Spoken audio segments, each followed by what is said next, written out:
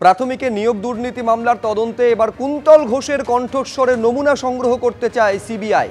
কালীঘাটের কাকুর পর এবার কুন্তল ঘোষের কণ্ঠস্বরের নমুনা চায় সিবিআই। ব্যাংশাল কোর্টের সিবিআই এর বিশেষ আদালতে আবেদন কেন্দ্রীয় তদন্তকারী সংস্থার। জল আসে না কলে, ঝরঝরিয়ে হরদম জল কেএসবি পাম্প হলে। বিদ্যুৎ সাশ্রয়কারী জার্মান টেকনোলজিতে তৈরি কেএসবি পাম্প। জলের প্রবলেম সেটা আবার কি? 18 ফেব্রুয়ারি মঙ্গলবার কুন্তল ঘোষের কণ্ঠস্বরের নমুনা সংগ্রহের নির্দেশ বিশেষ সিবিআই আদালতের বিচারকের। কণ্ঠস্বরের নমুনা দেওয়ার জন্য মঙ্গলবার কুন্তলকে আদালতে উপস্থিত থাকতে নির্দেশ দেওয়া হয়েছে।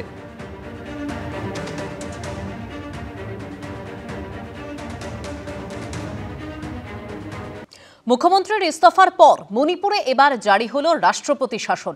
বিজেপির উত্তর পূর্বের দায়িত্বে থাকা সম্বিত পাত্র মণিপুরের বিধায়কদের সঙ্গে দফায় দফায় বৈঠক করলেও এন বীরেন সিং এর জায়গায় কোনো বিকল্প মুখ খোঁজা সম্ভব হয়নি।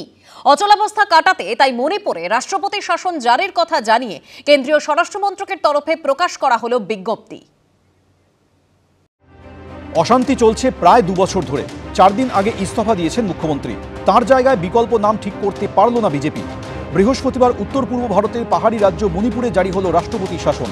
বৃহস্পতিবার কেন্দ্রীয় স্বরাষ্ট্র মন্ত্রকের তরফে একটি বিজ্ঞপ্তি জারি করা হয়, যেখানে রাষ্ট্রপতি দ্রৌপদী মুর্মুর বয়ানে লেখা রয়েছে, মণিপুরের রাজ্যপালের থেকে রিপোর্ট পেয়েছি। আমার ওই রিপোর্ট এবং অন্যান্য তথ্যের ভিত্তিতে মনে হয়েছে সংবিধান অনুসারে সেখানে সরকার চালানো সম্ভব হচ্ছে না।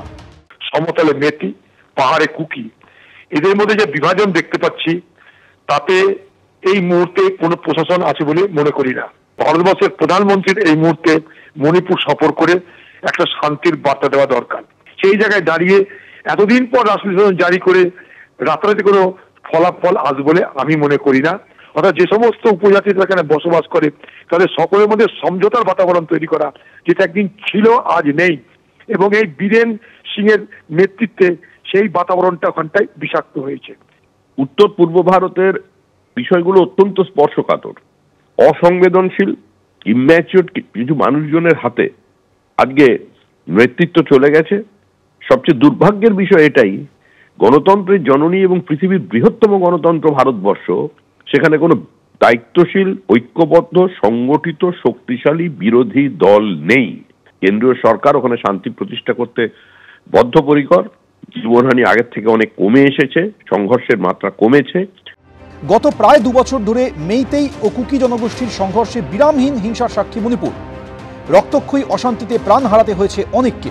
বিরোধীদের অভিযোগ, প্রায় 2 বছর ধরে চলা অশান্তি সামাল দিতে ব্যর্থ বিজেপি শাসিত সরকার। রবিবার কেন্দ্রীয় স্বরাষ্ট্রমন্ত্রী অমিত শাহের সঙ্গে বৈঠকের পর ইম্ফলে ফিরে রাজ্যপাল অজয় কুমার ভাল্লার কাছে ইস্তফা দেন মুখ্যমন্ত্রী এন বীরেন সিং। তারপর কংগ্রেস, তৃণমূল সহ একাধিক বিরোধী দলের তরফে মণিপুরে রাষ্ট্রপতি শাসন জারির দাবি তোলা হয়। এখন চাইব যে গভর্নর যিনি গিয়েছেন তিনি তো অভিজ্ঞ, তিনি হোম সেক্রেটারি ছিলেন, তিনি দরকার হলে রাষ্ট্রপতি শাসন করবেন।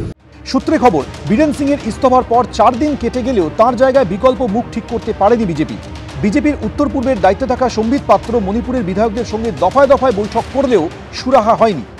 सस्पेंडेड एनिमेशन, ग्रह भंग नहीं हुआ है, ये सस्पेंडेड एनिमेशन है। 20 महीनों से हम ये मांग कर रहे हैं कि राष्ट्रपति शासन के अलावा और कोई रास्ता नहीं है। तो एक तरह से एक भय और वातावरण का, भय और शक का वातावरण पैदा किया गया अलग अलग समुदायों में। प्रधानमंत्री वहाँ गए नहीं हैं, गृह मंत्री बिल्कुल विफल हुए हैं। मैं समझता हूँ सुप्रीम कोर्ट ने जो कहा था अगस्त 2023 को कि मणिपुर में संवैधानिक प्रणाली पूरी तरह से ध्वस्त हो चुकी है। কিন্তু রাষ্ট্রপতি শাসনে কি মণিপুরের উপর থেকে কাটবে অশান্তির মেঘ? এবিপি আনন্দ।